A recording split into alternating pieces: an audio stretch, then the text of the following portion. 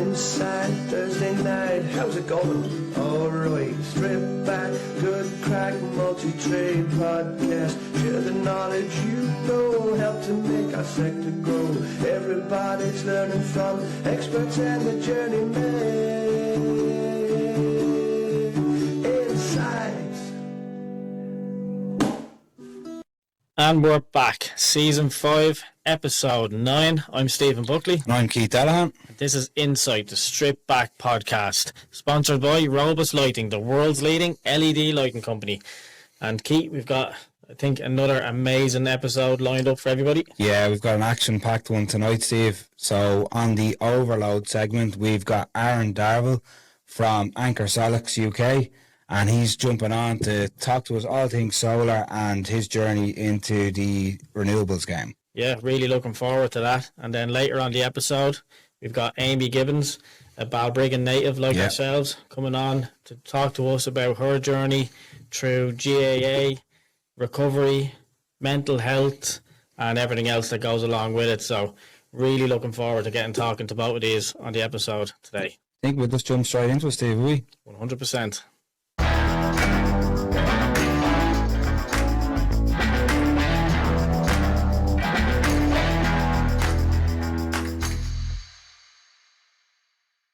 Aaron, thanks for joining myself and Key on the podcast. Really appreciate you taking the time to travel over from the UK, and obviously you just wanted to see us. 100%.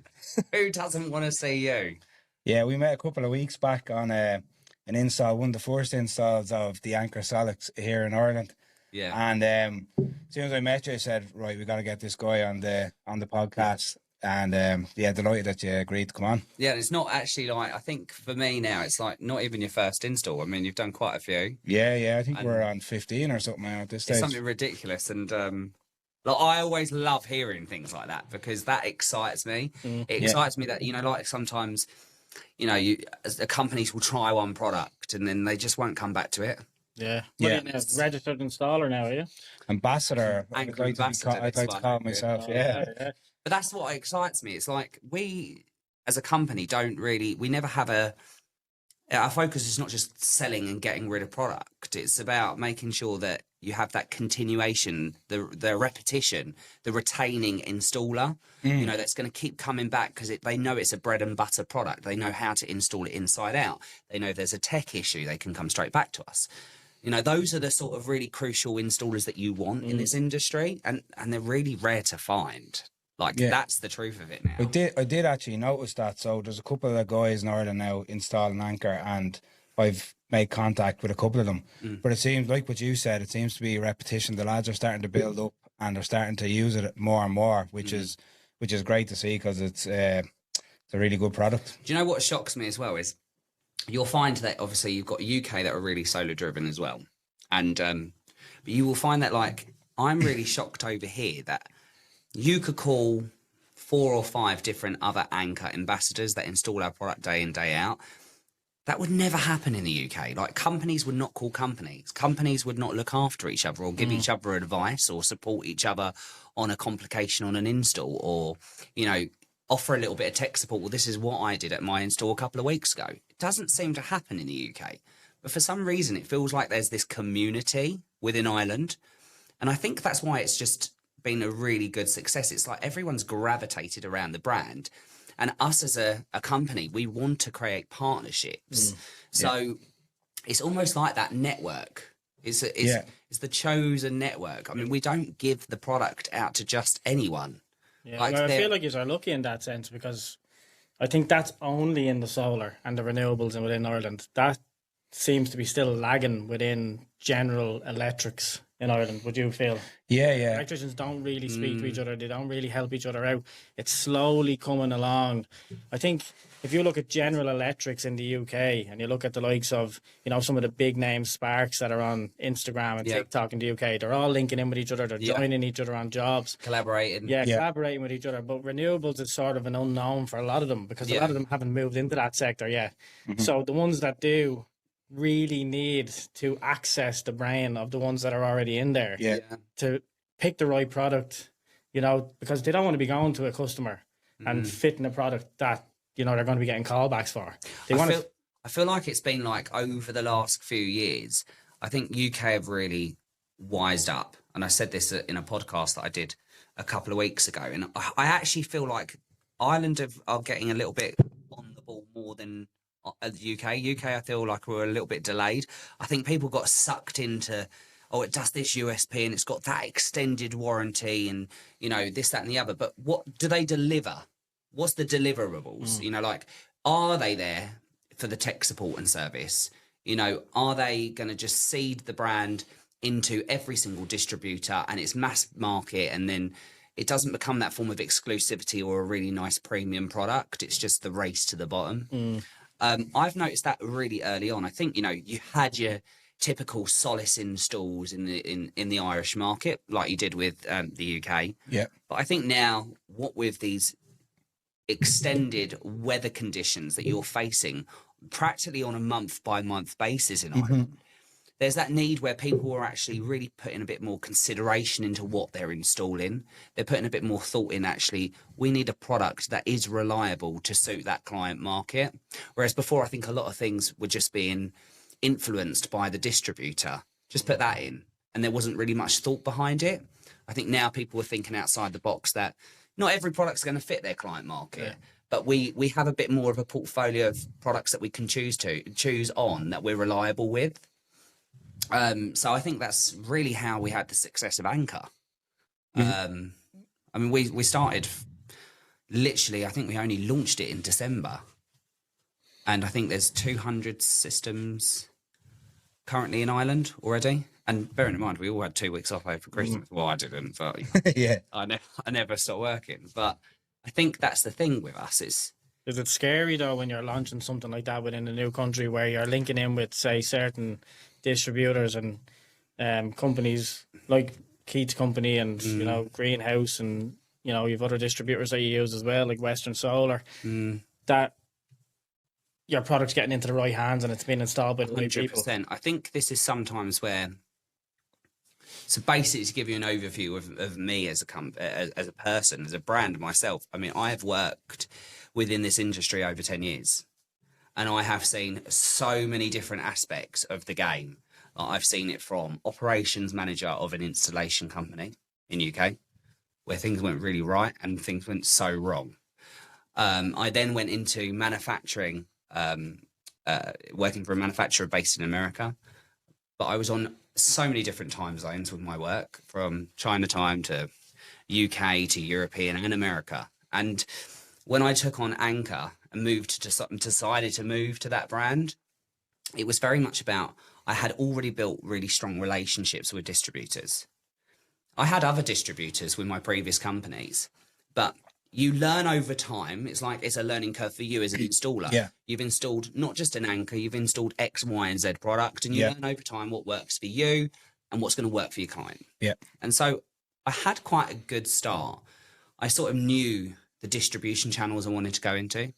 Yeah. And I know why I wanted to go into them. And that was because it was honesty, thought process behind a product. It wasn't one of 10 other battery brands within their product portfolio.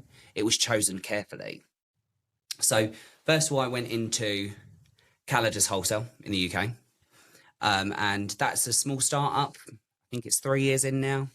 But they have a wealth of renewable experience, both David Martini and Matthew Cox.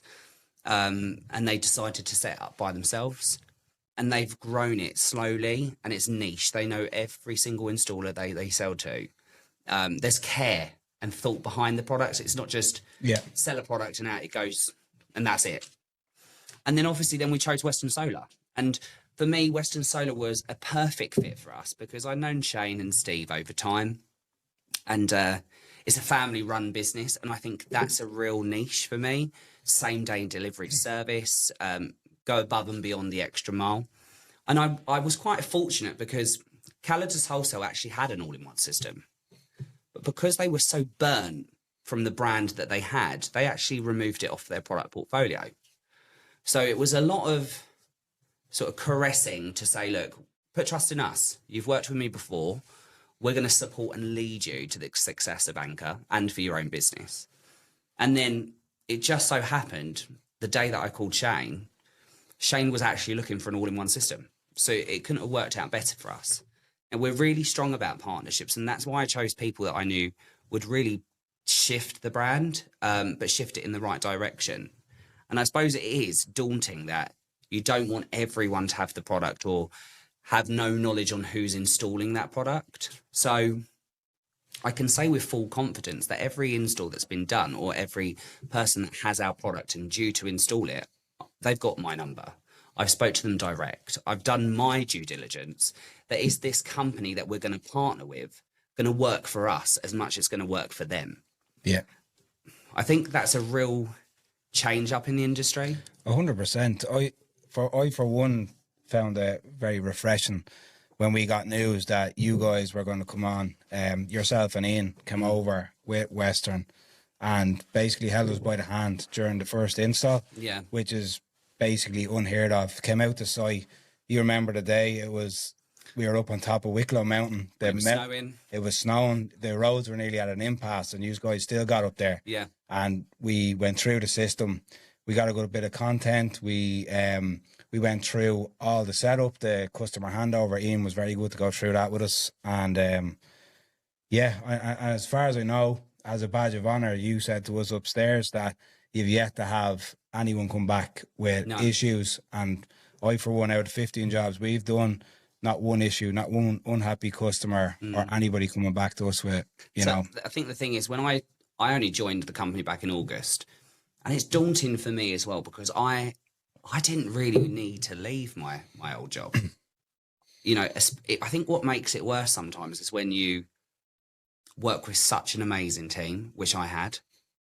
So it's sort of that chemistry where you think, is it going to be the same at a different employment? And also a different culture. Yeah. You know, Americans are so much different to a Chinese brand. But I was so shocked how Anker as a company are very Western in their ways. They're really on the ball in terms of innovation.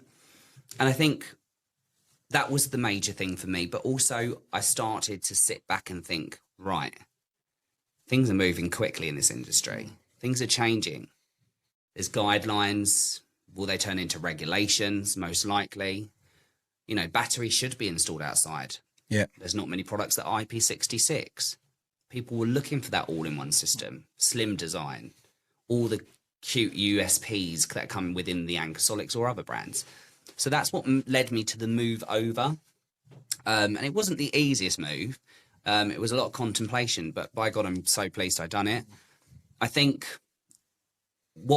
I've always had values as a business manager, where it's a case of, look, there's 3 values. Making sure that you offer honest technical customer service and support for that installer or installation group. You offer a competitive price, and that you are easing the install for the commission. I am shocked still to this day how many battery brands where people are installing this and trying to commission it for 4 hours. Like, you've installed multiple. Yeah. It is so easy. It's ridiculous. I mean, dare I say it, but my 12-year-old child could physically do it herself. It's connection of a Bluetooth connection for the inverter, the power module. And it's just like, add how many batteries you want in. Done. I mean, that's probably from your aspect. Oh, 100%. Like, I know it's kind of advertised as a 2-man install, but it can be done by 1 man. Yeah. 100%, because the batteries are surprisingly light for what they are, and the inverter module as well is surprisingly light for what it is, and even wall mounting, 100%. Like, I showed you a couple of videos of our installs. It's really chalk and cheese between them. Yeah. I did mention to you earlier on that we installed a different brand, won't name them. Yeah. But it was twice the time of the install. Good brand, but twice the time of the install. About these other brands, like, and Yeah. you know, I follow a lot of groups on either Facebook or Instagram where you have a lot of people complaining about callbacks and issues regarding, you know, your UK, Ireland, a lot of coastal issues, you know what I mean, durability on coastal issues. What's Anker Solix doing with their technology and innovation that's beating these other brands in regards to coastal durability? So I think, like, for us, I mean, I think the one thing that I should highlight is we haven't just popped up. Like Anker Solix is the brand that I run. So I run all the sales for UK and Ireland for X1. But we are owned by a big brother, which is Anker Innovations. And the clue is in the title of our name, Innovations. We actually have 6,000 employees. And out of 6,000 employees, 3,000, that's half of it, 50% work in research and development. I don't think there's a single battery brand that I'm aware of on the market that do a renewable product like ourselves, HES, that offer that level of service. That continues for us to allow to innovate, develop, keep an eye, make sure that we can control a system, make sure that the installer is installing a product correctly, and making sure that we can support the USPs that we actually put our name to. So when we looked at the brand, it just didn't pop up last year. We actually put it into development for 3 years. It was the longest development that Anker have ever done for any of their product launches. And if you follow us and you're an Anker fan, you know, we've got multiple brands. We've got Eufy, the indoor and outdoor security camera, the robotic vacuums. We've got Nebula. We've got the Anker Solix PPS products, which are sold in Harvey Norman. Yeah. Costco's, Curry's, Argos has just launched as a partner. And then once we launched that, we thought, right, we're going to go into the residential, but we'll take our time. 3 years it took, which I think some could say you're late to the game. But then I personally think we've done our due diligence. So we launched it into America first of all, seeded the market, went into Europe, multiple countries. Germany obviously is a huge renewable leader. And then I suppose UK and Ireland came last. But I personally think you saved the best to last. That's just me because I run those countries. And I think we had it all sewn up. So what did we see? We saw there was a need for and a demand for a thin system. So our system is the thinnest system globally. That's sleek. It is. So the only way you can describe it is this is an iPhone 15 in my hand, and it is the depth of my iPhone 15. Like, it's the smallest. We sort of thought outside the box. Like, look, if you're going to be in urban areas, Dublin, London, people that have got maybe walkways into their gardens, they want these batteries stored outside for safety and security of their own home. You know, you can still get a wheelie bin down the side of your side passage. We've had so much of that already in the installs. People saying, well, where can we put it? It's going to be in the way. And there's usually a soil pipe at the side of people's house. 100%. It doesn't stick out past the soil pipe. No. So if your bin can get past that, it can get past this. Like, this is the thing. There's demands of these batteries, these all-in-one systems. We're not the first all-in-one. You know, we won't be the last. But there were these early adopters of all-in-ones that just slapped everything together. And they really did. Some of them are white labelled. Some of them produced product with the wrong cabling for parallel connections. Yep. The list really goes on. And it's sort of, you get one shot with an installer. If you don't get it right the first time round and offer that customer service, technical support, the marketing aspect, just holding your hand through that first install, you've lost them. So we looked outside the box in terms of the design. We then thought to ourselves, it has to be an IP6 product, IP66 product. It has to be. We created it. We then looked at C5 ratings. Now, no one that I'm aware of in this industry, battery-wise, are actually promoting their C rating. Why do you think that is? Why is that it? Yeah. I think for me, it's because, one, they don't have a C5, which is the highest industrial standard of corrosion. So I've seen the videos on the intensive, you know. It's like we test this battery to power the extreme, and by God, we've done everything to it. We have shot fireworks off of it. We've driven over it. We've put it in a commercial freezer. It's had 2,000 hours of salinity salt spray testing, which basically equates to 20 years. And that's what has led us to allow this system to be installed at 300 meters from a coastal line. Now, if you do a deep dive into warranties from other brands on the market, they're scraping a C3, at best a C4. What does that mean? It means that really you can't install from 5, 7, even 800, 900 meters from a coastal line property. So if you don't do that deep dive as an installer and you install that product and the product corrodes, who's going to be at fault? First of all, your warranty won't stand up, but you've got to resolve that for the client. And I think that's the thing. I always say to installers now, be wise. Read the warranty. Yeah. Read what you're buying into and read what you're selling for the clients. Because at the end of the day, manufacturers will only give you the cool USPs, but they may or may not. They probably won't tell you the flaws behind it all. Yeah. And every battery is not going to work for everyone. And that's the truth of it. It's a really good modular design. And we had that with the fault minding process. You've seen yourself, it can be wall mounted or floor mounted. It can go up to 4 stacks high. It can go to two lots of 3 stacks to create 30 kilowatt hours. You can then run it parallel multiple times. It's got a really smart LCD screen display, which doesn't seem to be unusual in the market now. There's so many batteries that have that screen display, but I think what baffles me is how they can decide to have this screen lit up 365 days a year over the course of 10 years. I mean, it's sort of like, it defeats the whole object of being energy efficient. Yeah. Like, it confuses me. Yeah. So when we had this in mind, we thought, well, we want a screen and we want a killer screen, one that's going to really stand out, but it doesn't need to be on all the time. Yeah. So as the client walks past, it's motion sensor. Lights up as and when you pass. And I think that's really cool. Yeah. I mean, of course, we've got the installer app, we've got the end user app.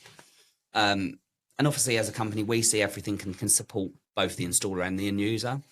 But it's those sort of niches that we really like about the business. The other thing is with the battery modules itself, I would say with full confidence that most of the batteries in the market, if there was a problem with one of the modules, and stackables are very much in on the market at the moment, it would normally, if there was a problem, an abnormality, it shuts down the complete system. So where does that leave you? So first of all, it leaves an annoyed client. Yeah. Especially when you're having these weather conditions.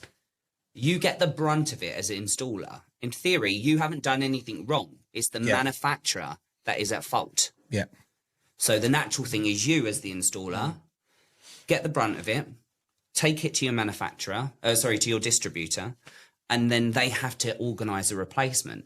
But you and I both know that a replacement isn't like a Curry's product over the shelf there and then. Yeah. It's send it back to the manufacturer, perform a replacement MOQ, could take up to sometimes 12 weeks. I think that's shocking. That could destroy you. It's not resolving a problem. It means that you've really lost trust in that installer and they won't install any further. And also it can damage your business because 100%. The customer could put bad reviews up online. And is that why it's important for yourselves to be running these training days for so basically what installers? 100%. So what we did is when we manufactured our battery, we decided, let's put a battery management system in every single module. Some people think, why did you do that? So let's just say you've got a 10 kilowatt hour system, which you've done a couple of them. Yep. Just say one of the power modules, one of the battery modules failed.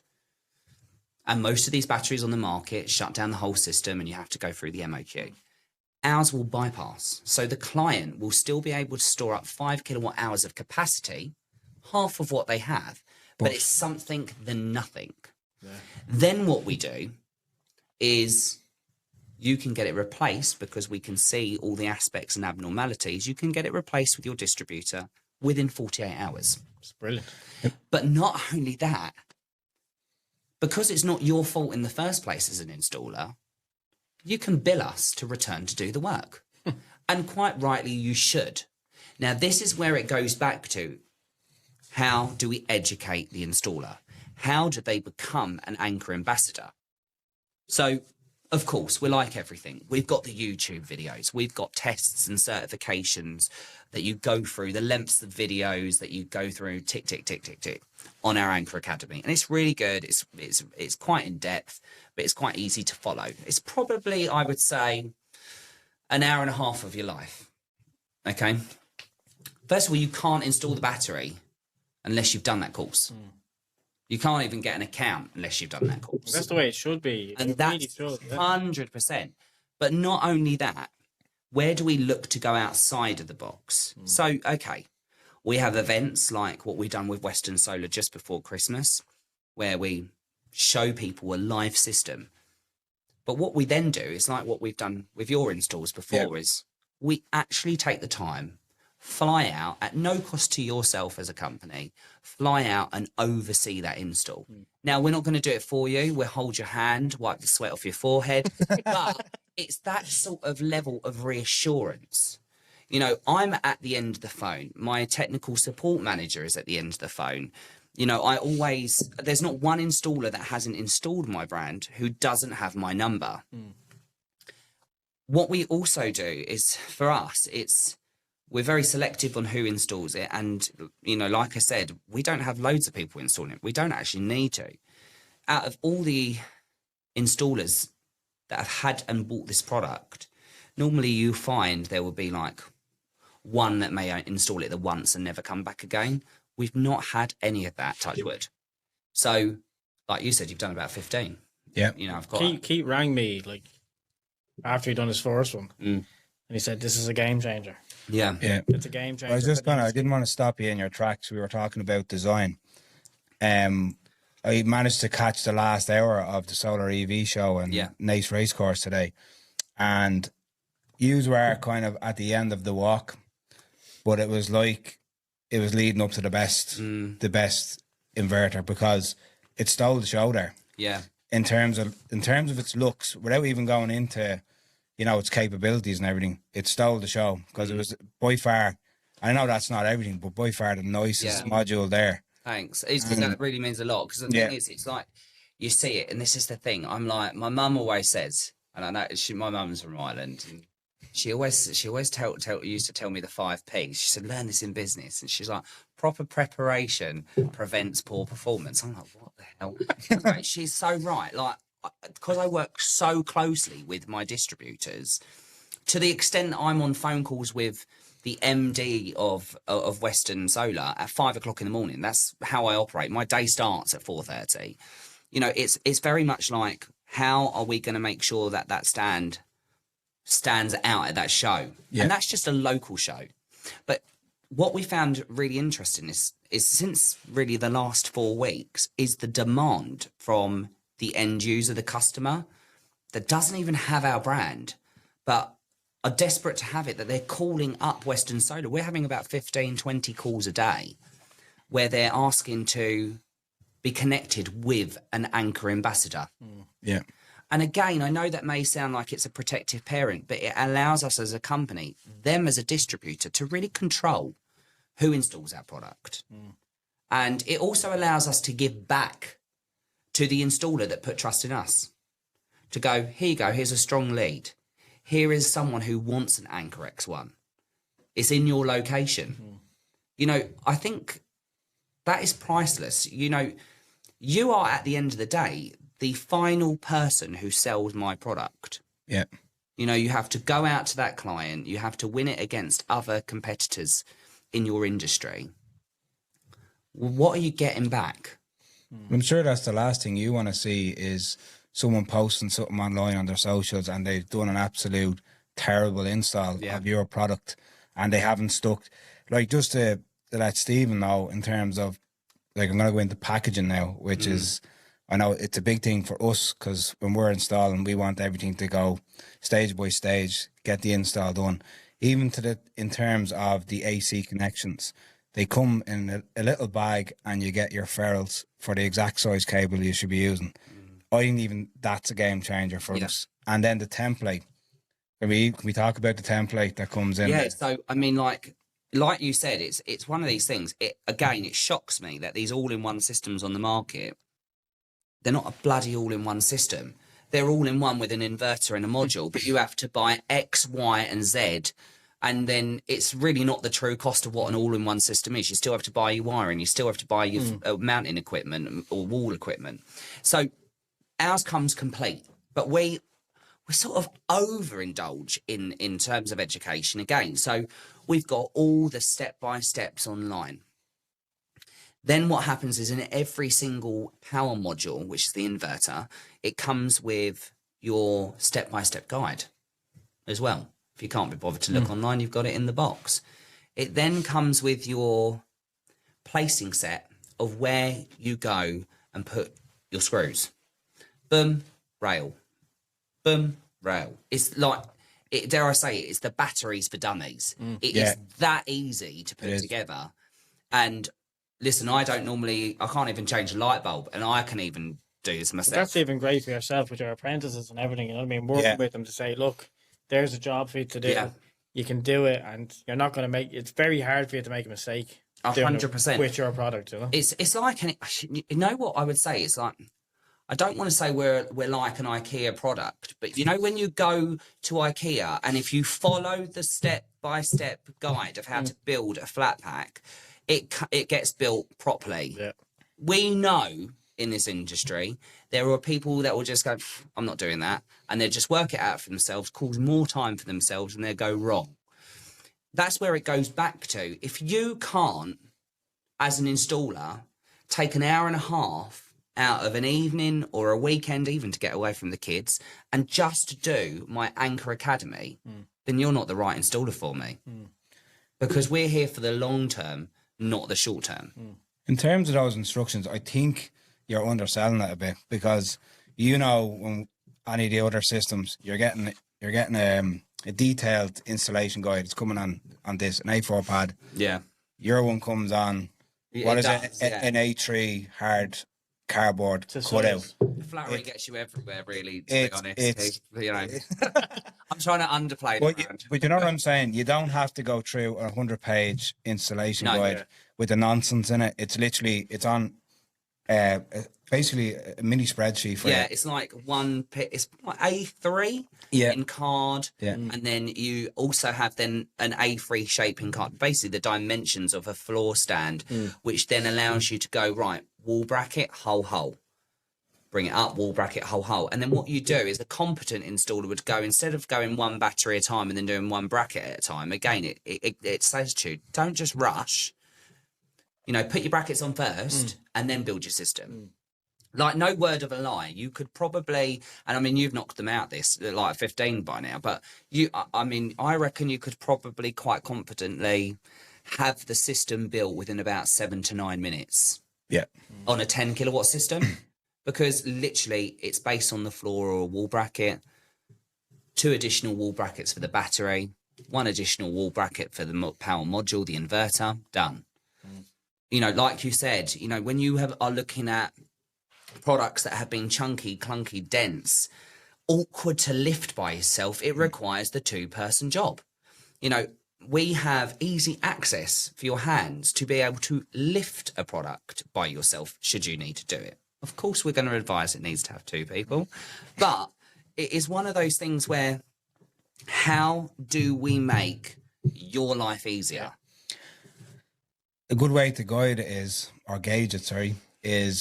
the guys that I have installing for me at the moment. And this is not brown nosing, because we still do fit other inverters. I know you do. So need to just say that. So we're not brown nosing here. But it's come to a point where we've been doing it for about 2 months now. Yeah. It's come to a point where the lads are ringing me to say, so they're getting sent out to an install. They're asking, what are we installing today? And it's like, is it Anker? Yeah. And if you tell them no, it's like, for F's sake, you know, you're getting it's basically the excitement, because I mean, I'm not even joking. You could go to site at like 8 o'clock in the morning. You could be done like late morning, and you could be down that pub in the nicest possible sense. Or what you could do is, because it cuts that labour time down for you as a company, you could go on your merry way and do a second install that same day in the afternoon. If you've got everything lined up in your schedule and the PV on that second project is already and raring to go and it's just your battery, there's nothing to say that you can up your business by doing 2 installs a day. Yeah. You know, that's our ethos. We don't want to make things complicated. You know, there's brands that just overcomplicate in terms of how the app is set. You know, how it's like finding a needle for a haystack to find the correct manual on their website. You know, like it's a Bible where you can't find it. these are the sort of problems that are still ongoing. And I also think there's a lot of brands that are just becoming really archaic and complacent. There's so many products that just haven't brought out anything new. Like, they've just been winning on the coattails of a successful specific product. And I think now people are starting to see, look, things are moving. How important is it nowadays for the apps to be a big sell for the customer, to make them user-friendly? I think for us, it's like anything. When someone is going to invest 10,000, 20,000 euro or sterling into a solar system, it almost becomes that addictive obsession of wanting to see their app every 5 minutes. And then they want to see, what does that do? What does that mean? X, Y, Z. It goes back to like making sure it's really easy for the installer. Like, we do fleet management. So you've done 15, you'll see 15 pop up on your system. Any install that you do, you'll see all of them. It gives you that live portal and data. It also allows you to check a system for a client if a client calls up with an issue. You know, it allows you to log straight in and see what's going on. I think that's beneficial. But I also think, for me, we have got a very strong ethos as a company that you are there to do an install. You are there to act on behalf of Anker by doing that install. But thereafter, we are there to look after the client. Yeah. That is our responsibility. But the apps are great. Like, the apps are nearly doing the marketing for you. Yeah. Like, I've been on sites like where I've sat down in the break room and you'll see somebody saying, look what my solar's doing. Look, I can 100%. I can run my dryer now for free, you know? Yeah. And they're literally promoting, like, the app is doing amazing things. Yeah. For if you're not on the app, or if you're not, like, if it, as a company, if you don't have an app that's easily visual, manageable to navigate and show to people, you know, you're doing something wrong. And I think, like what you were mentioning there, like, the app is amazing. It's really easy to manage. What's good about the app as well, it forces you to do that customer handover. So it kind of forces you to finish off with the customer. Right, your system was up and running now. You've handed over, because there is an email between both and a verification code that gets sent between both. Yeah.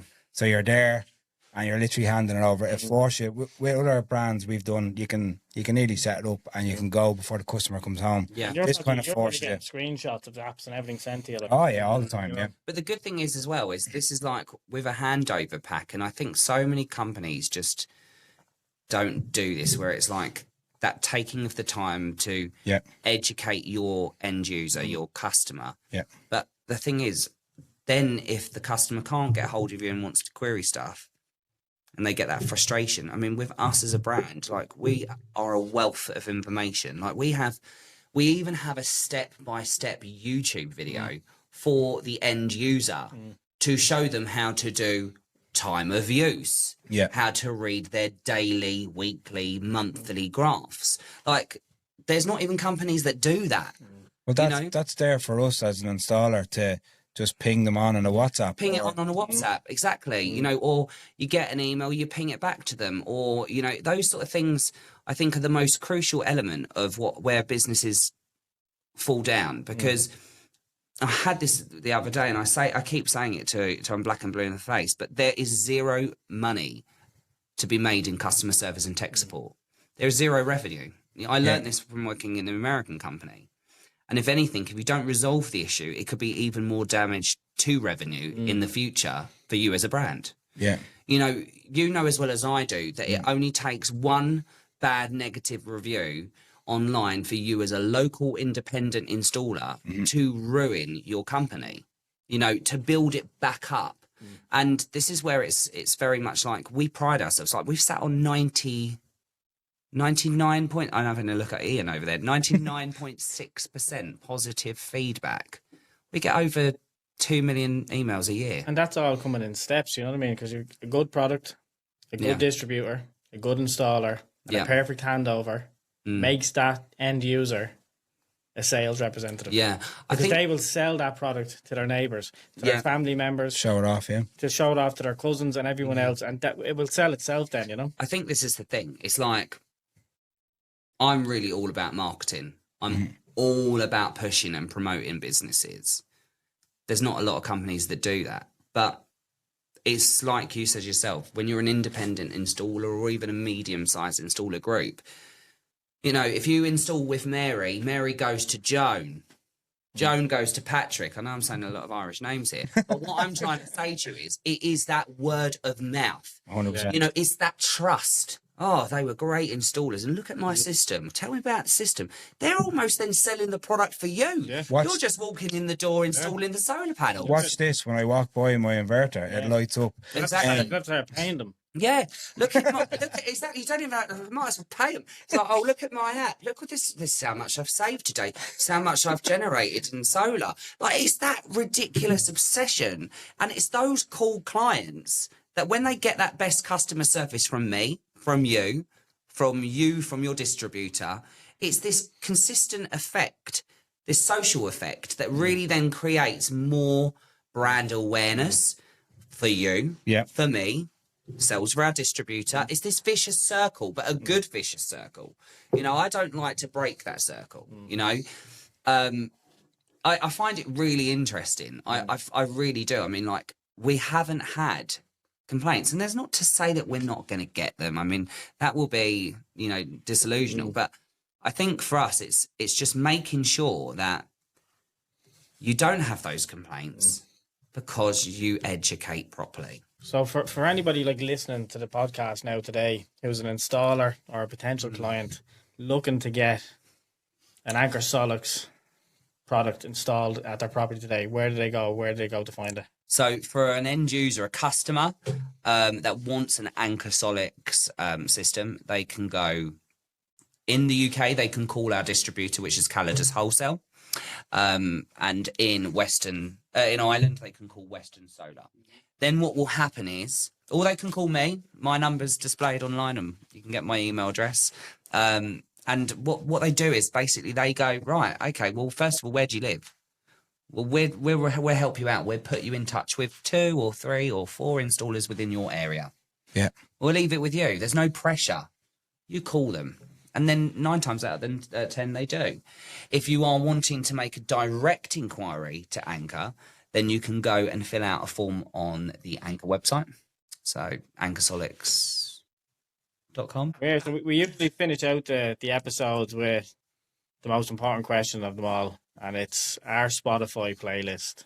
Okay. And each guest then gets to add a song to it. Oh, what would your song to go on the Spotify playlist be? Oh my God, right under it. That is. Listen, if you heard my playlist, it is so. Ian, you've heard my playlist. Yes, it makes arms in the car. Yeah, I'm actually really worried now what I should say that's going to probably work in my favour. Do you know what I mean? This could go against my business brand.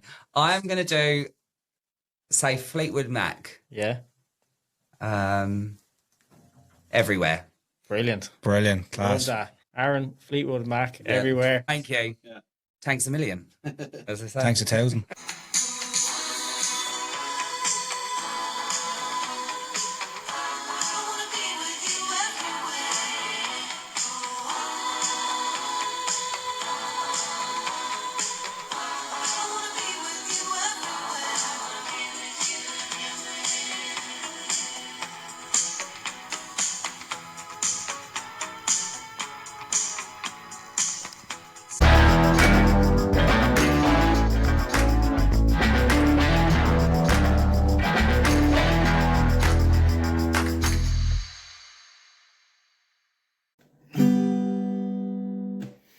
First-hand info on the things you use, so you know what's what before you choose. Get the inside from Stephen and Keith, it's the product of the week.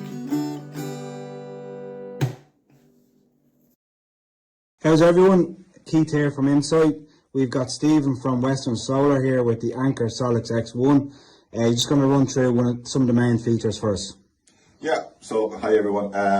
So the thing about the Anker Solix X1, it doesn't look like your traditional inverter battery setup. This is an all-in-one unit. As you can see on the front, we've got the display here. This is an intelligent display which only turns on when you actually approach the unit, so it doesn't stay on the whole time. You also have 3 sets of coloured lights down here. It doesn't normally flash like this. This is obviously a display model. On a standard live model, you'll have a blue light running across so that you know it's working okay.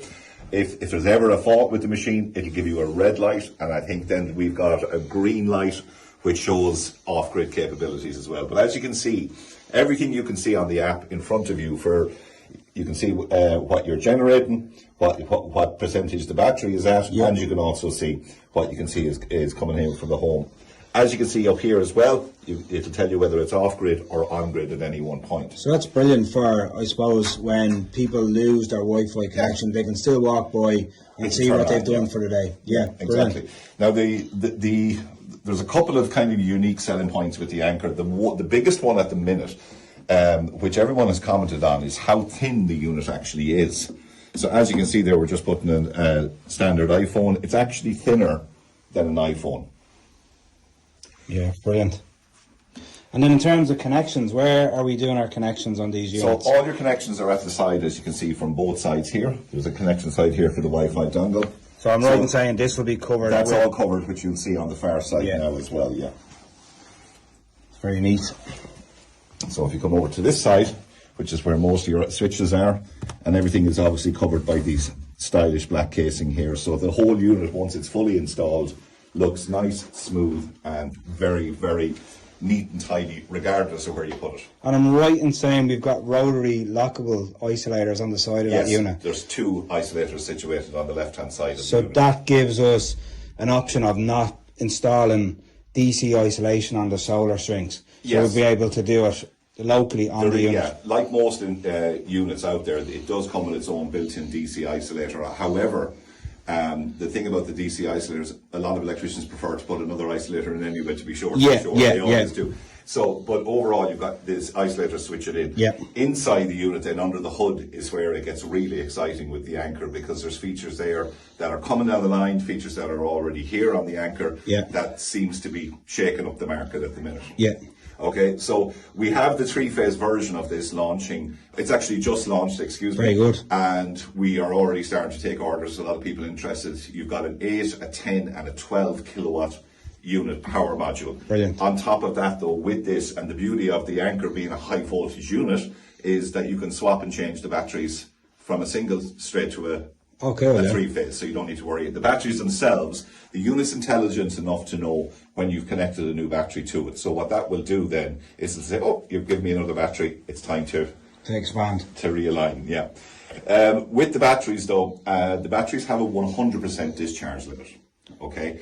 And your output, when the battery is running, let's say in off-grid mode, you've got 3 kilowatts with a 5 kilowatt battery, and then just over 5 kilowatts with a 10 kilowatt setup. That's quite good, yeah. Brilliant. Now, the attraction with this as well is the fact that there's still a lot of features that are going to be added to this over the next couple of weeks. Okay. The first one being the Storm Guard, the AI Storm Guard. As Aaron would have explained in the podcast, the guy who actually started Anker originally was heavily involved with AI, so AI is a major part of this particular machine. What the Storm Guard will actually do is it will sync up with a weather app on your phone, more than likely the Met Air and app. So it's really just a licensing thing now, just to get them to get that over the line, sync in. Once that's there, if you get a red, yellow, or an orange warning, the unit will also get that warning. And the unit will say, right, batteries, time to charge up to 100%. There is a chance we may have a power cut in the next couple of hours. Yeah. And that's what it'll do. So rather than you have to kind of worry and say, oh, shit, I've only got 20%, 30% battery left, this takes care of that for you. Yeah. So when the Storm Guard is up and running, what will happen is you don't have to think about how much battery power you've got. It's done for you already.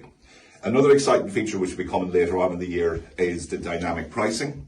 Now, that has been talked about and trialled in Ireland at the minute. However, it hasn't been officially launched. Now, we're led to believe, whispers within the industry, that we're looking at the end of Q3. Okay. So the beauty of this machine is it'll be future-proofed for dynamic pricing as well. Brilliant. Which means it will only send back power to the grid when you're getting your little bit of a feed-in tariff, when it's more profitable for you to do so. So it's price tracking, basically. Yeah, it tracks everything, whether the rates change or they don't change. The AI will track all that and make sure that you're selling your power back to the grid at the most affordable way to do it. Yeah, You know what I mean? yeah. You don't want to be selling it back when it's off peak. You want to be selling it back when it's peak and it's making you money. But although at the end of the day, I'm a big fan of batteries. So Yeah. I will always tell people, go with batteries. Yeah, Do you know what I mean? 100%. Don't be sending it back to the grid, because really, in Ireland, because we don't have a sunny climate, you're only buying back your power, and within about 24 hours, what you sent to the grid, Exactly. you have to buy back. Yeah. And you're not getting the same rate. Yeah, and especially this time of year where your daylight hours are. Exactly. Yeah. So you want to use the power and utilize the power that you've had with this. Yeah. And this is the beauty of this. A standard 10 kilowatt Anker system will help a house an average house. Now, average is a funny word, Yeah, because yeah. there's no such thing as an average house. But they do say that you can maintain a critical load for 3 days on 10 kilowatts of battery. Brilliant. Okay, and that's critical load. So Yeah. it's always important What's when critical? installers are telling, yeah, because you say, oh well, I put the shower on and I washed the car a while back and Yeah. it's all gone. Of course, Yeah. it's all gone. That's not your critical load. Yeah, exactly. Yeah, it shouldn't be anyway. Yeah, exactly. Yeah. But yeah, brilliant. Thanks very much for the run through. Is there anything else you want to go through before? Yeah. So with Western Solar as the the main distributors Yeah. in the country, we're here to answer any questions that you have on the unit as well, because everyone thinks of one question. Yeah. The beauty of the support that we get from Aaron and the team at Anker is, if we get a question that stumps us, we can just give the guys a ring. We get an instant reply. Yeah. They'll either ring our client back for us Yeah. and say, you were speaking to Stephen, you had a question, here's the answer for you. And That's brilliant. That's what really attracted us to Anker. I know it's a beautiful system, but as I said to Aaron, and I've said to Shane as well, when you speak to a person who's never seen the Anker before or hasn't dealt with us before, Yeah. there's only two questions they want to know. Have you got backup with this? What's the warranty like? Yeah. They're always the two questions, and backup is the 100%. biggest question. And that's what Anker and Aaron and the team have focused on. Like, he's been at every install that we've done, every first time. Yeah. I've met him. Brilliant. And it's very important as well. Aaron doesn't do the install for them, nor does Ian, the tech. Yeah. He'll be there as your safety net, but essentially you do it because you learn by doing. Yeah. And it's really, really important. Now, we have a training webinar coming up quite soon. We'll be announcing details of that very shortly. And within that training webinar, you're going to get a nice deep dive into the commissioning process, into all the other features that we haven't spoken about. The features, let's say, for electricians as opposed to the domestic household. What I do see, though, and I've seen a lot of these units launched over the last 5 years. I've seen every brand come out. Yeah. This by far and away, I've never seen a unit to move like it. There's a funny story actually on our open day. Our Yeah. open day got interrupted because our container from Anker arrived and we had to swap it from the container into the truck, send the truck back out and then get back to the open day again. So that's unseen, unheard of. oh yeah, this unit has generated so much interest. We're getting phone calls every day from people that we're not aware exist, people that we never thought would be dealing with us. Let's say if they've got partnerships with other, Yeah. but they'll still come to us and say, look, I'm not going to buy anything else off you, but I would like to buy this off you. Yeah. Fine, no problem at all. Well, We're happy to service them, and if that's all they buy for the next year, so be it. Yeah, You know yeah. what I mean? What we're doing and what Anker are doing collectively is we're completely changing the landscape for solar in Ireland. Yeah. Solar, it's no longer the big bulky unit that sits about a foot away from the Yeah, wall. yeah, exactly. You know, what you've now got is a stylish unit that can be stored inside and outside at any point, and it will take an unbelievable amount of punishment in the Irish weather, which is why it's perfect for the Irish market. Yeah, and it sets us up nicely for the regulation to change here. It hasn't quite changed yet, but it's going to change. Now, which regulation are we talking about? Because there's about 4 out there at the minute we're all waiting for. Is this the off-grid regulation with The off-grid regulation, and then the mounting of the batteries in the attics and roof space. That should never happen. Yeah, And I'm yeah. a big advocate of that. I've seen plenty of electricians. There's an electrician, actually, I'm friends with him, he's a UK electrician. Yeah. He went up into an attic last week with a particular brand of inverter, went over, you could actually fry an egg off the inverter, it was that warm. There's no air circulation. Do you think installers have been waiting for something like this to come out? They want peace of mind. Yeah, That's exactly. all they want. They want to put in a unit and walk away. Yeah. They don't want them ringing in a day's time, in 2 days' time. I know we mentioned this greenhouse being one of our installers. Yeah. He came in today and said he hasn't had no callbacks out of the Yeah. 14 that he's put in so far. I think Yeah. 14 roughly. But he's had no callbacks. Yeah. And that's important. It's important to use, yeah. You know, if you do a job, you want to finish the job, obviously get paid, they're very happy, goodbye, and then, have a chat with Anker and say, right, this is the unit that we're going to go with. Yeah. And I've seen so many companies suddenly make a sea shift into the Anker and say, get rid of them, this is what we're doing now. You're saving on staff and time, dealing with complaints and queries, yeah. A lot of installers, because we're on the phone every day with installers, you're hearing basically every story. And the one thing I find, and I love Irish installers for this, is they're never backward in coming forward and saying something wrong. Do you know what I mean? Brilliant, yeah. But it's brilliant because there's no point in saying, I bought that off you 6 months, I've had nothing but a problem for 6 months. Yeah. But unless you tell us, nothing we can do. We can't help you, But yeah. the beauty of this is that we know these guys ring and say, I've had no... Actually, one guy rang me to say, I think I've done it wrong. And I said, well, it didn't take too long.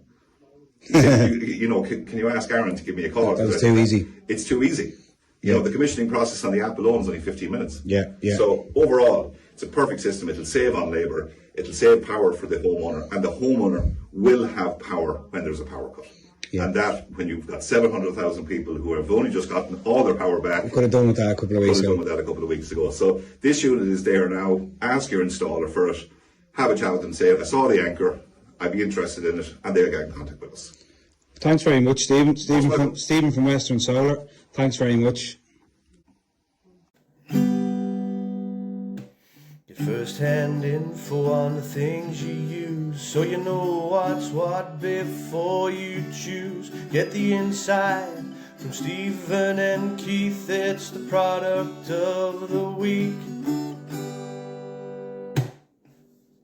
Just really like to thank the lads for coming on and taking time out of their day to come in and share and show us the product. It was really enjoyable.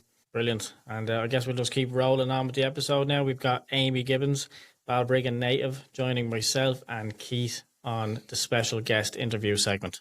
Can't wait.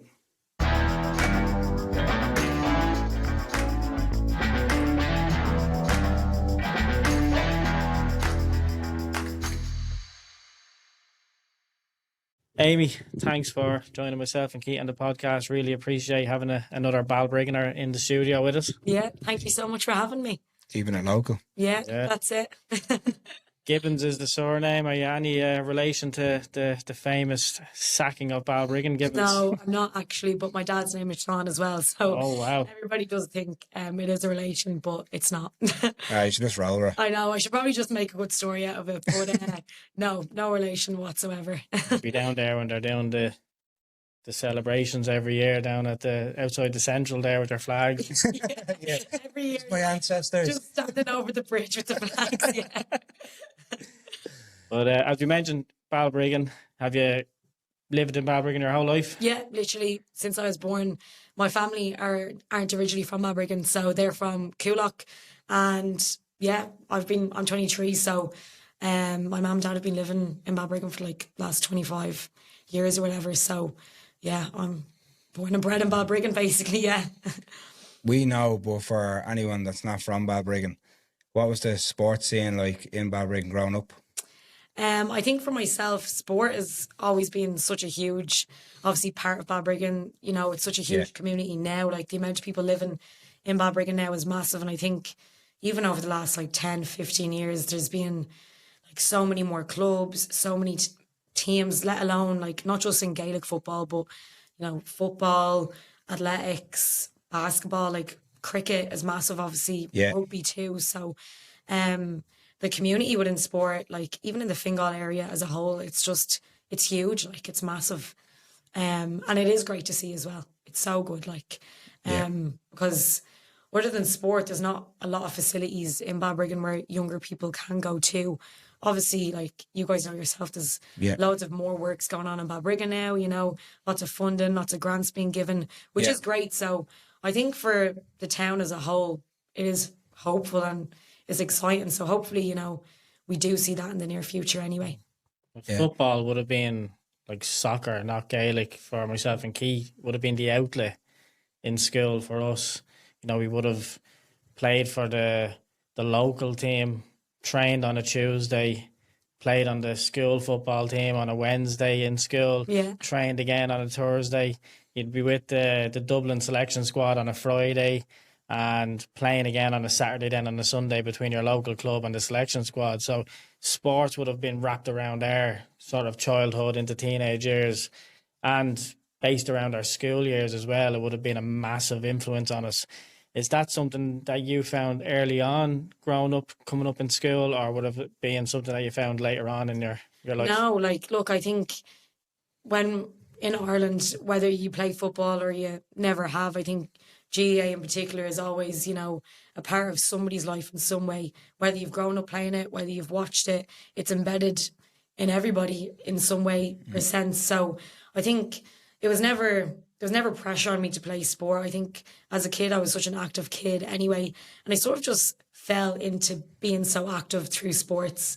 And then when I was about 7 or 8, I ended up joining the local club of O'Dwyer's, went down, started playing hurling and football for the lads team because there was no girls teams at the time. Yeah, man. And from the age of about 7 or 8, right up until under 13s, I was playing with the lads.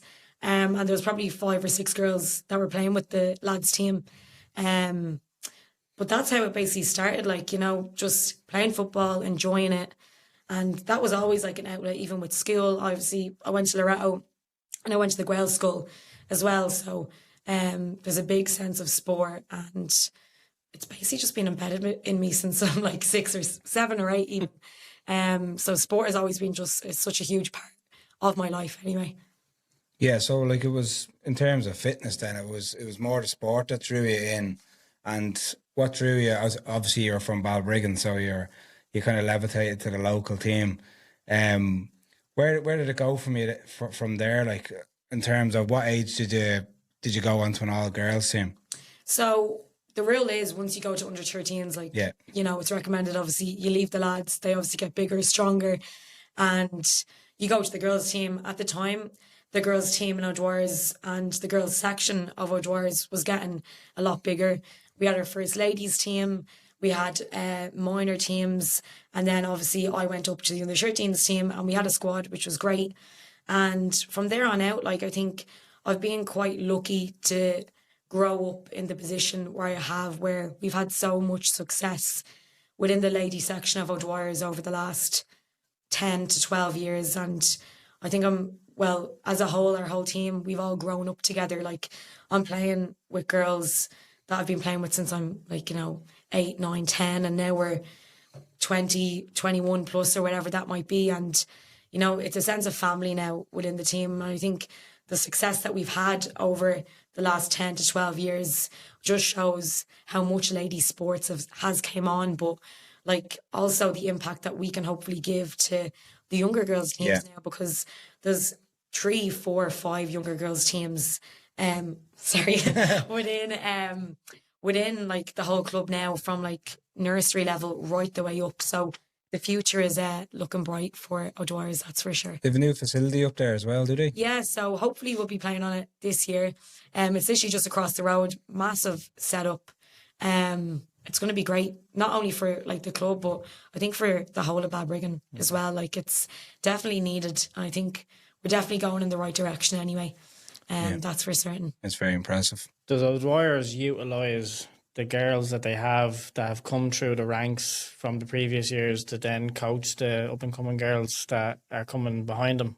Yeah, most definitely. And I think, our ladies team in particular play a massive role in that. And there's a select few girls in our team that, when they probably don't have the time, they make the effort to go down, and they're role models and coaches for, the likes of, under 14s, under 15s, under 16 girls in particular, because it's around that age where girls usually do fall away from sport and they fall out of the love of sport and they just give up. It's a common age for people to stop playing at that time.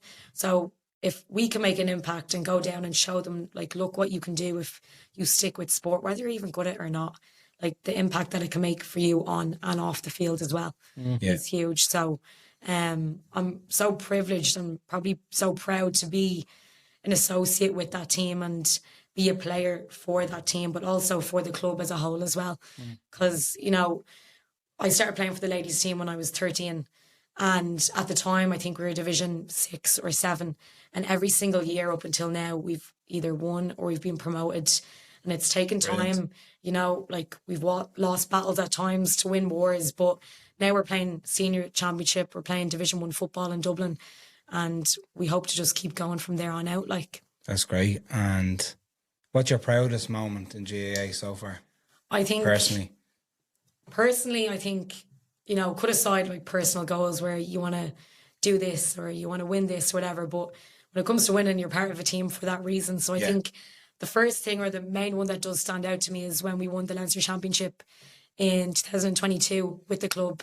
And we were unfortunate to not win and go the whole way to the All-Ireland final. We lost out in the All-Ireland semi-final. But, you know, the journey that we had at that time, like we started off in January. It was such a long season. I don't think we finished up until early December. But we came out, we won Dublin Junior A Championship. We went on to the Leinster rounds then.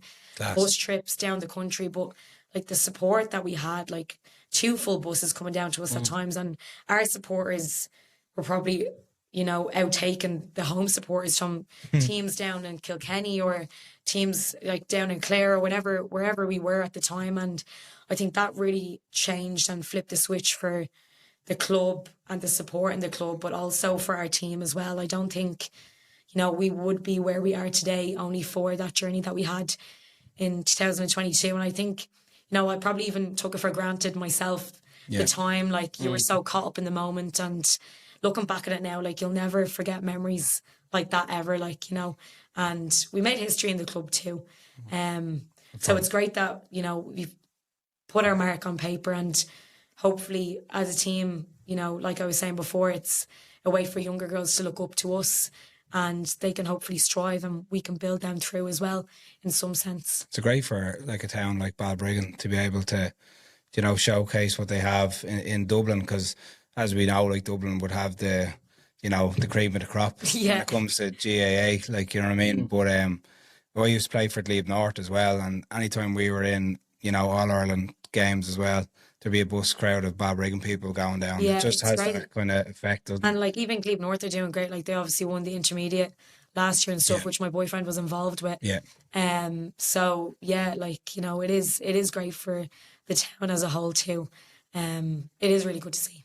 To have that in 2022, like coming out the back end of COVID as well, like must have been great for, you know, everybody's mental health as well. Like most definitely. And I think, you know, we were obviously out of action for the guts of a year when it came to football and with competitive games, and even COVID brought us so close. We were doing all these online workouts and these runs for charity where we raised a lot of money actually as well at the time too. So to come out of that, and I think that year we wanted to lay a marker. We regrouped that year and we said, look, we can go for this year. And I think we were locked in from day dot when we had that first meeting in January, and I think the hunger was just there as a whole. It wasn't selective people having that hunger and, you know, few people saying we can get here. It was a group, it was a family, and we all just came together and we reaped the rewards from that. And I think we've just gone from strength to strength ever since. But that wouldn't have been done without, you know, the background team that we've had and the management that have been by our side for the last 10, 15 years or so. Did you always have that drive to go far in GAA, or was it a constant build up from when you were playing Division 7 all the way up? And like, do you think the GAA has fed into your mindset in terms of fitness and the way you go about yourself?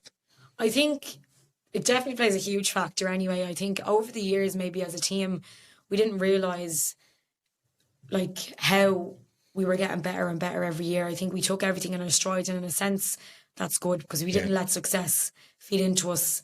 And I think, you know, you're only as good as your last game. So you want to just, you know, keep pushing, keep striving and having no ceiling there. And I think for me, maybe that's where maybe the fitness journey outside of Gaelic maybe started, and realising, you know, I have such a big passion for GAA and playing football as a player, as an athlete. And I think training and doing other things like that too, maybe that only came from when I was impacted with my first ACL injury. And that's where maybe fitness outside of GAA had a big impact on me as well. I presume going up through the divisions, there's there's an increase in the stamina you're going to need to compete at that level as well. Would that be a good analysis of what you have to do? Yeah, most definitely. I think, like, as you know, GAA is an amateur sport and everybody goes off to work, school, college, whatever time of the day they're doing, but then they come back and they're training, but you're not getting paid for it. Like, that's a sense of passion and loyalty that you have for your sport, because you're not doing it for money. You're doing it because you love it so much. And, you know, I think that's what makes GEA so special. And you wouldn't get that anywhere else in the world, like, ever. Is it demanding on the body? Is it tough before you even get to any type of game time or any type of physical contact against another team? Is the training demanding on the body? I think, well, of course it is. Like, if you want to get fitter, you need to train and you need to work and stuff like that too. But, you know, it all goes down to the work that you put in. If you don't want to win games, if you don't want to be a better athlete as an individual, well, then you're not going to put the work in. But if you have goals there, if you have standards there, well, then you're going to want to put the work in. And yeah, training is going to be tough and it's hard, but you'll see the rewards from that when you do look back and you see, Jesus, I'm after flying, you know, from pre-season, and now look at me flying in games. So it all depends what you put in, but I think recovery is so important when it comes to that too. You know, there's no point running yourself into the ground if you're not eating right, sleeping right, looking after yourself. You can be the fittest athlete you can be, but if you're not looking after yourself outside of that, like, you can forget about anything else, you know. Yeah. You mentioned the ACL, and we had a little chat about it earlier. Devastating to, you know, tear your ACL once, but to have it done or happen to you twice must have been a bit of a traumatic experience for yourself. Yeah, look, it's like I was saying beforehand, like, I've only been ever faced with 2 injuries, and they were the 2 injuries that I've ever gotten. And, you know, it's the dreaded 3 letters, ACL. It's such a big topic at the moment too. Yeah. You know, I think the first time I did it, it was in 2021. Didn't realise I did it for a couple of months. And the first time I did it, obviously got the operation, was out for a full year, rehabbing it. But at the time, we were only getting back into football from COVID. So when I was out, the team weren't really training. There wasn't too much going on. So it wasn't really like I was missing out on anything. I could work on myself, you know, get fitter, get better, and then get back into the team the following year when everybody would be back playing properly again post-COVID. So I think the first time I did it was, I actually enjoyed the process. You know, it was the first major challenge I've probably been ever faced in my life outside of sport as well. It was physically demanding, like, you're learning how to walk again, run again, get confident within yourself again. And you didn't know what to expect. You didn't know what was to come. So I sort of enjoyed the progress I was making throughout the process of the 12-month journey. And I think, you know, when I came back, it took me a while to get back, and it's going to take you a while to get back from such a major blow like that. And when I did come back, I hit a peak again. I was probably playing the best football I ever was. That was the same year that we'd had such a great run with the club, and, you know, I was buzzing. And then the January 2023 hits, pre-season came along, I was flying. I was like, you know what, this could be my year now. From being involved in Dublin underage, I was like, you know, maybe I could go ahead now, maybe get into that side of things again. And March 2023, it was our last pre-season game of the year. I was running up the wing, took a sharp turn, and the right leg went, so the opposite leg went, which was a big blow. But, you know, I think you learn from setbacks. It's how you react to them that's going to make you the person that you want to be again. And do you think that, because I had suffered an ACL injury myself in football as well, and I remember the recovery, and it's tough. It is really tough, and not just physically but mentally, you know. And while you're in that recovery, you're putting strain on other parts of your body, you know. So it could be your ankles, or it could be your opposite leg that you're putting a bit of strain on, because you're nearly compensating for the injury on the opposite side. Do you feel like that's the catalyst of what actually caused the opposite ACL? Perhaps, like, that's probably, it's probably a question that I'll never know the answer to. There's so many different factors. Like, it could have just been a fluky turn. Like, you just never know. Like I was saying before, if you've done the other knee, there's a 20% chance that you could do the opposite knee. And I was that part of that 20%, unfortunately. I think the second time around, they were probably 2 completely different people. I think the first time around, I was probably naive. I didn't understand. I wasn't very knowledgeable. I was, you know, learning as I went through each month, each day, each week.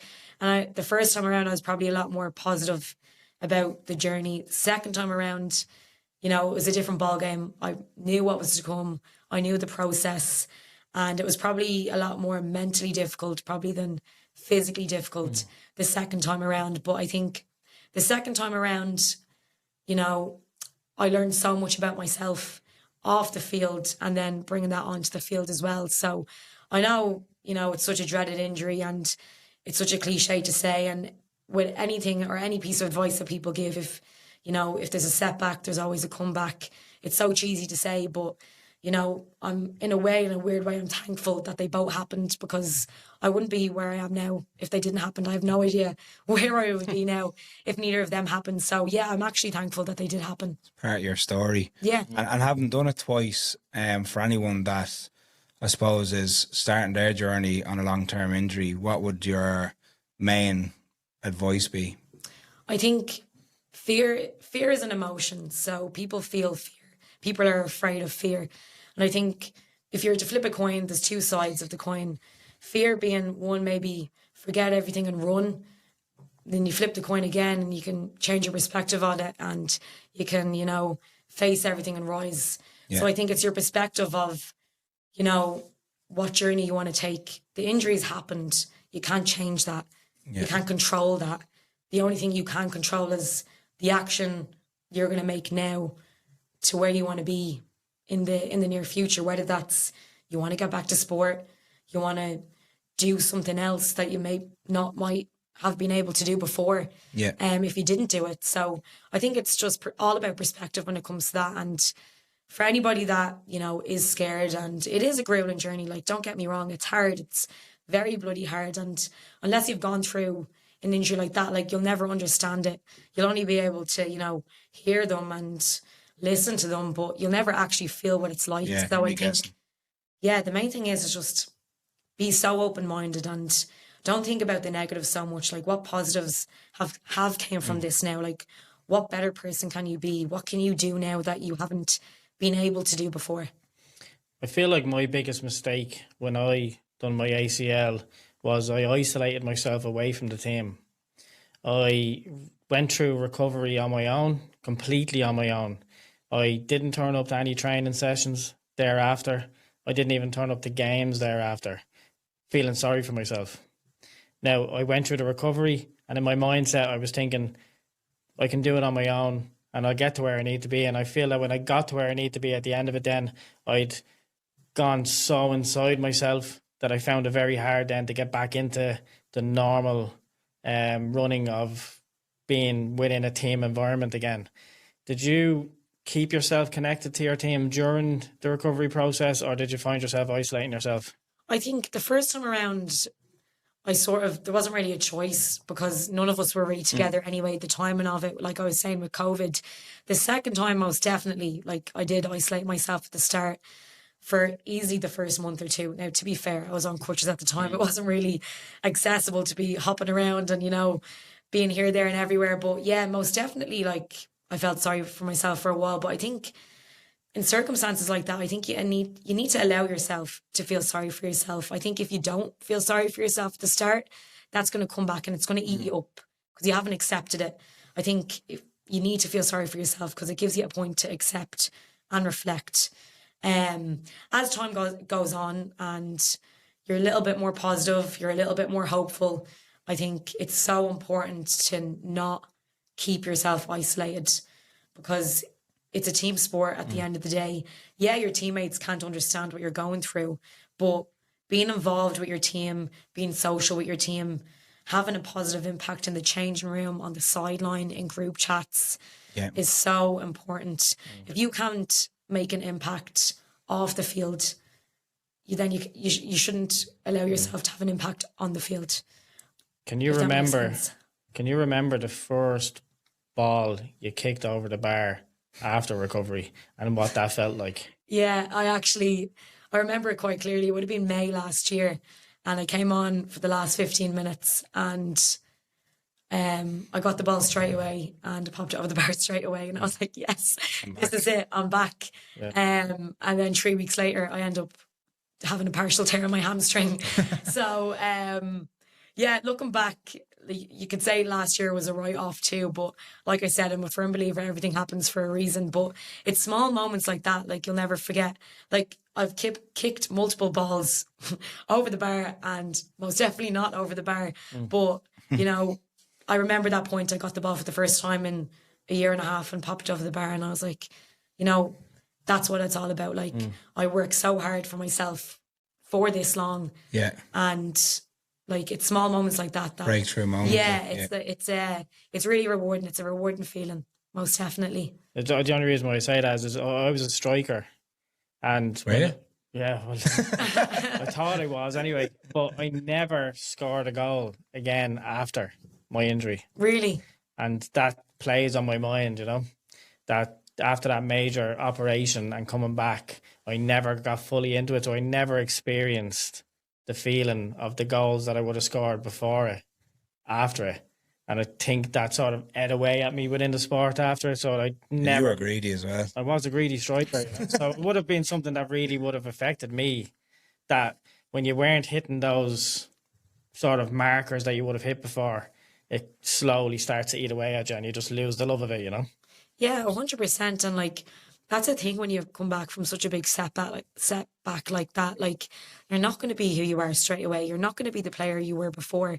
It takes time. Like, and I think people are so hard to be patient with the process of things like that. Like you need to accept that it takes time. It's a journey, and once you're open to that acceptance, you just need to be so patient with the process. Like even now, I know I'm not half where I want to be or where I should be compared to where I was before. But if like you can't stay complacent, like you have to just keep chipping away. Every session that you're going to, every game that you play, the more minutes that you get under your belt, like it's a snowball effect. You're only going to get better and better and better.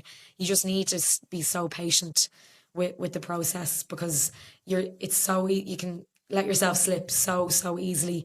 And I've seen that happen to players. I've seen that happen to clients that I've had. The head goes down, the head drops, you know, the negative thoughts start eating away. But it's how you react to situations like that. And yeah, it's going to make you a better player in the long run. But like I was saying before, like you learn so much about yourself.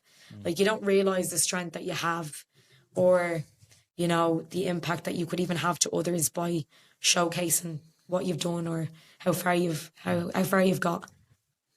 That's where the likes of you coming in sharing your story, really helps people that are in that positions because me and Stephen are old boys now. There would have been none of that online when we were growing up. You know, you're left on your own basically. Like you would have no support really, bar maybe close friends and family, but and the wider community you wouldn't have had it at all. But you mentioned clients. So when did you decide to venture into the online and in-person coaching? Yeah, so like I was saying, like with the injuries and stuff like that too, if they didn't have happened, I wouldn't have made this page. I wouldn't be sitting here right now. I wouldn't be doing anything of the sort. And like you were saying, like growing up, maybe there was nothing there. There was no social media. Yeah. You know, you're surrounded by family and friends. There was no platform there to get feedback from or to feel like you were understood or feel like you could relate to anybody else. So I've always been so interested and invested when it comes to like cameras and editing. Like even when I was always filming something when I was younger. I was always editing things. I was always, you know, loving to be behind the camera and stuff like that too. So I started posting. I made an Instagram page. I made a TikTok page in 2022. And I just started posting like my own training in the gym. And I only started getting into the gym from the rehab work that I've done for my knee. I actually never stepped foot into a gym or only played around with the gym up until the age I was 18 or 19. Yeah. And when I got into the gym, the only work I was doing was rehab for my ACL.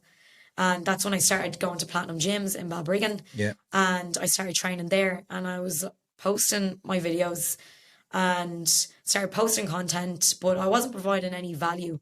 I was just posting what I was doing because I was so like uneducated around like how I could provide value to people at that time. And as time went on, I started posting a little bit more content around my knee, a little bit more content around GAA. And I started getting a lot of feedback from that, especially from TikTok. And I was starting to find a little bit more of a niche that I felt I could provide value to and help others with. Yeah. So that's when I delved more into the GAA side of things. And then I delved more into, females in sport and, how females can, have such a positive impact and how I can help people and,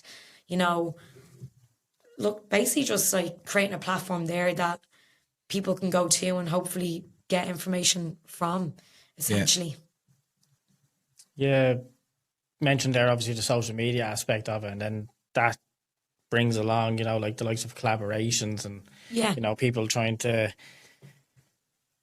utilize your, abilities and knowledge to promote their products and stuff. Have you found a lot of people looking to reach out to you to promote them through your page?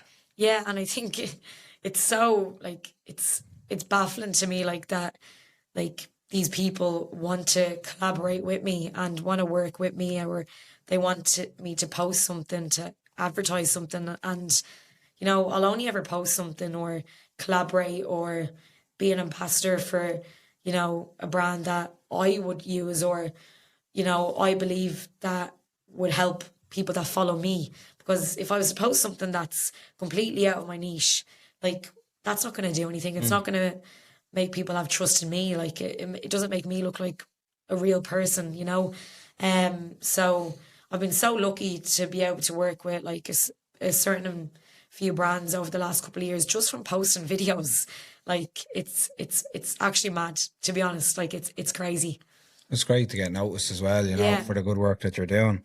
And me and Stephen probably answered this question earlier on, but what's the biggest misconception people have about training and getting fit? When I mentioned it to you guys earlier on, you guys laughed at me.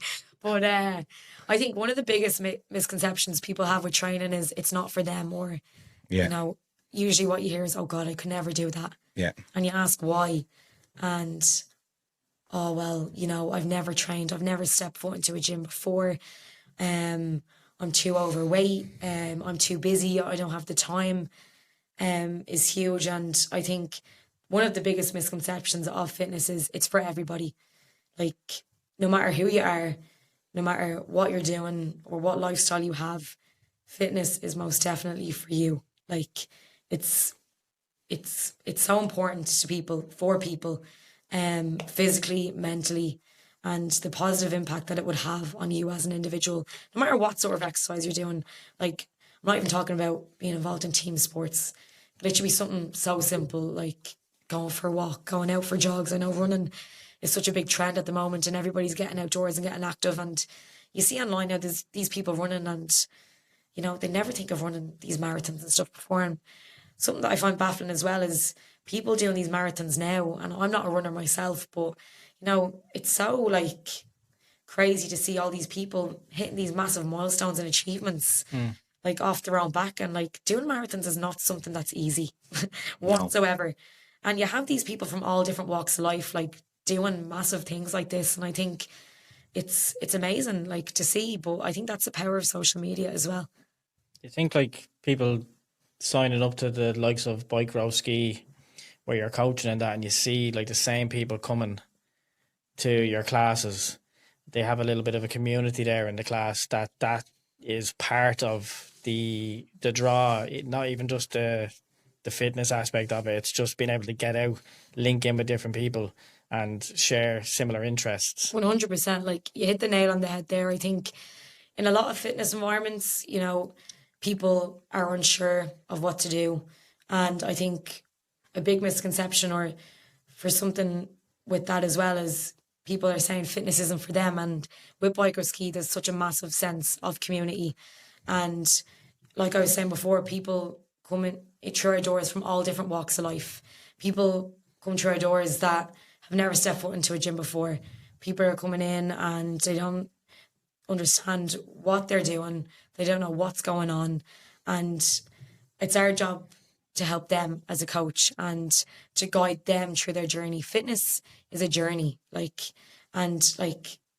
amazing people that I've met and seen through Bike Row Ski is unbelievable. And to be honest, like I don't know where I would be, and I don't know like what I would be doing if it wasn't for Biker Ski as well. And I know I have an online platform where I post so much information for GA players online and stuff like that too. But Biker Ski has been the foundation of that.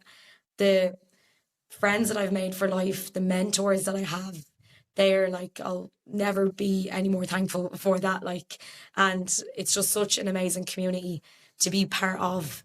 And yeah, it's great to be part of. We presume for anybody looking for a full body workout in a shorter space of time, bike row ski would be, the sport, or I suppose the activity to get into. Like, yeah, that was the original like concept is, people that are stuck for time, it's 45 minutes. You're achieving a full body workout through the bike, the row, the ski machine, and all of our machines are low impact. So it's all of your own velocity going to the machines, and you want to go in, but when you go in, like as coaches, there's no expectations of you when you come into a room. Like we were saying before, people are coming in from all different walks of life. You go at your own pace, and there's nothing more rewarding for me to be able to make a positive impact on however many people have been in that 45-minute class, enjoying it. People thinking fitness, is hard, it's challenging. Yeah, it is if you want it to be, but like I failed as a coach if you're not leaving that room feeling fulfilled and feeling fulfilled rather than defeated. Like we most definitely don't want you feeling defeated leaving the room. And I think that's what makes me enjoy my job so much, is that rewarding feeling of helping people and making people feel understood and heard. I think in life, once somebody feels understood or once somebody feels heard, that's something that's so important. And I think that's what makes my job so important and why I love my job so much. It's because I love helping people. And I think, that's one of my core values would be helping people and being a leader and a role model for people. And you've integrated a local Balbriggan man into your studio as well, playing his tracks on your music system. Yeah, Paul Webb, he's been with us from day one in Balbriggan. Actually, he's completed like over 500 classes with us, and yeah, he does all of our music and keeps us going. Yeah, Paul Webster has a new song coming out with Bo Bruce this month actually, and it's an absolute banger. And he was promoting it on this podcast. Was it just before Christmas? Before Christmas, yeah. And it's unbelievable. So it's a hold and delight. Yeah. So if you're going to get that into the studio. But as Keith mentioned there, like just for yourself personally and just for the classes as well, how important is the perfect playlist during exercise? Oh, like I think music is so important, especially when you're in an environment like that. Like, I think music, it's great. Like I'm a fan of a good bit of music myself. And when you put on a good song and everybody's going, like there's nothing better when you're at the end of a class and you're coaching, or even if you're partaking in it and a great tune comes on, you get goosebumps. Like it's great. Like it's an amazing feeling. So if you were to put one song on that would be your go-to song for a workout, what would it be? To be fair, a lot of people don't expect it, and they would think you'd want a bit of uns or whatever when you're training. But if I'm training, like I'm throwing the Irish palettes on. Yeah, I swear to God, yeah.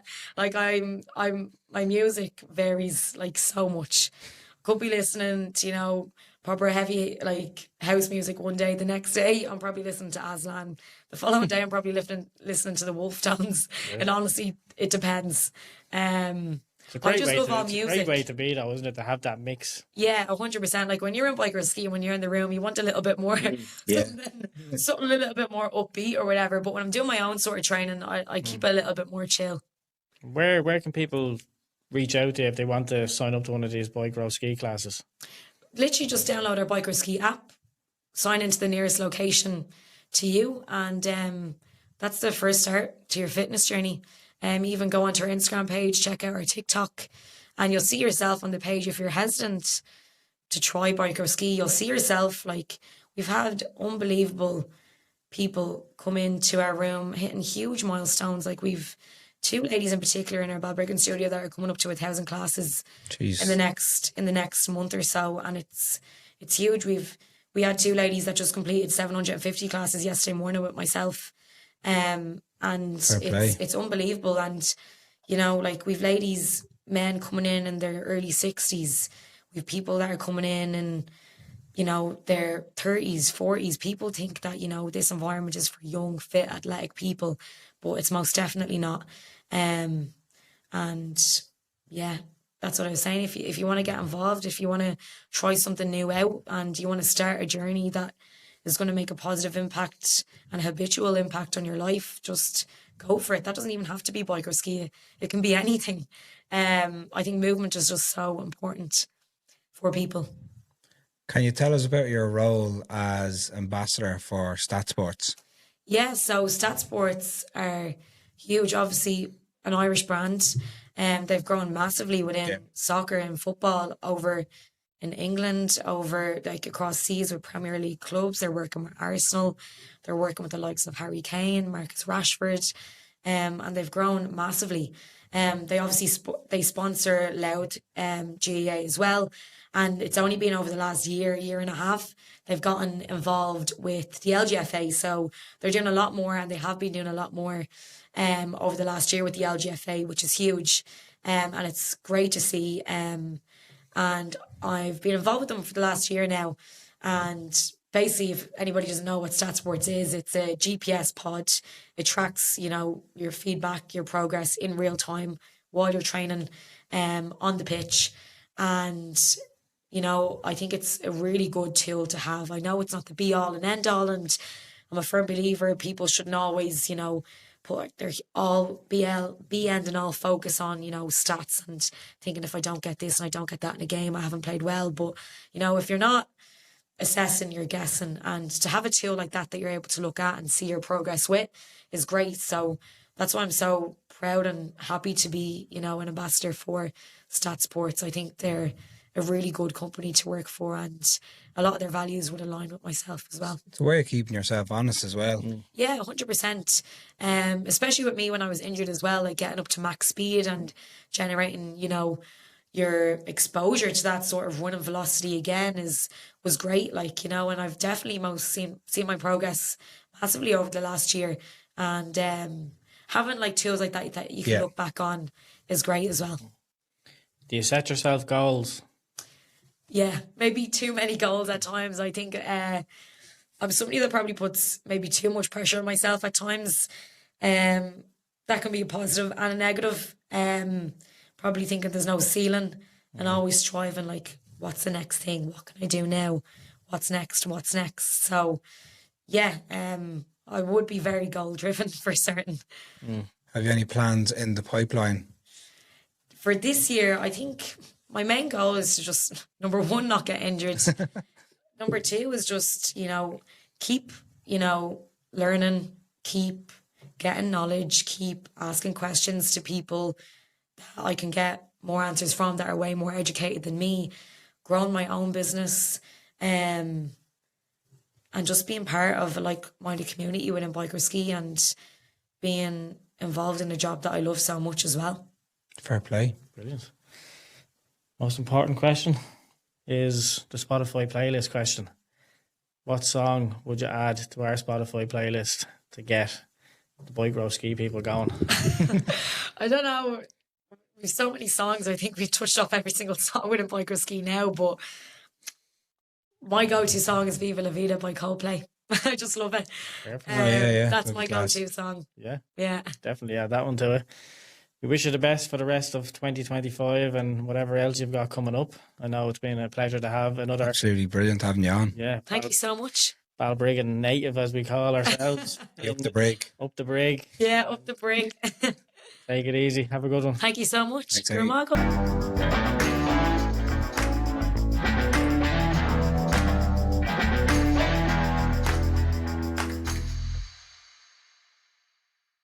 Right, Keith, that's just about it. Season 5, episode 9. What an episode.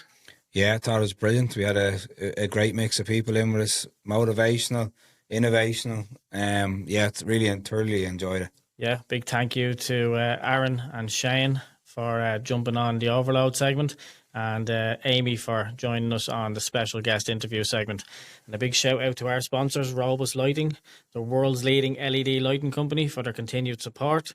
Yeah. And if you liked what you heard, make sure you head over to wherever you get your podcast. Give us a follow to be notified when the next one drops.